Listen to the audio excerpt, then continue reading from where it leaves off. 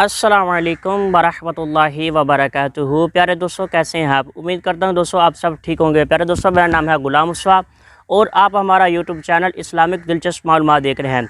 प्यारे दोस्तों, जैसा कि आप जानते हैं, बच्चा हो, बूढ़ा हो, नौजवान हो, हर एक को सर दर्द का मसला है।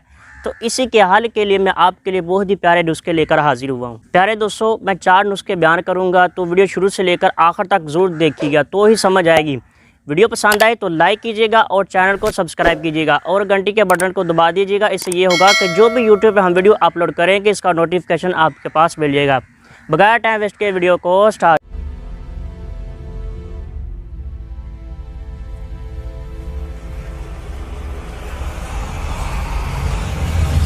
प्यारे दोस्तों, नुस्खा नंबर 1 ये है कि जिस शख्स का आधा सर दर्द होता है तो वो क्या करेगा, वो एक बार सूरह इखलास पढ़े, अव्वल आखिर दुरूद शरीफ। फिर भी सर दर्द में आराम ना आए तो 3 बार पढ़े। फिर भी आराम ना आए तो 7 मरतबा पढ़े।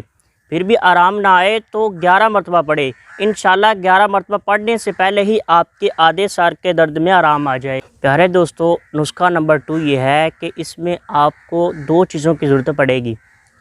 खुश्क धनिया के थोड़े से दाने लें और किशमिश के 1 गिलास पानी लें। इसमें दोनों चीज़ों को डालकर थोड़ी देर के लिए भिगोकर छोड़ दें, फिर इसको पी लें। इंशाल्लाह इससे आपको बहुत फ़ायदा होगा। नुस्खा नंबर 3, प्यारे दोस्तों, इसमें भी आपको 2 चीज़ों की ज़रूरत पड़ेगी। 1 गिलास नीम गर्म दूध लें, इसमें थोड़ा सा मक्खन डाल दें। मक्खन डालने के बाद फिर थोड़ी देर के लिए छोड़ दें, फिर इसको पी लें। इंशाल्लाह इससे भी आपको बहुत फ़ायदा होगा।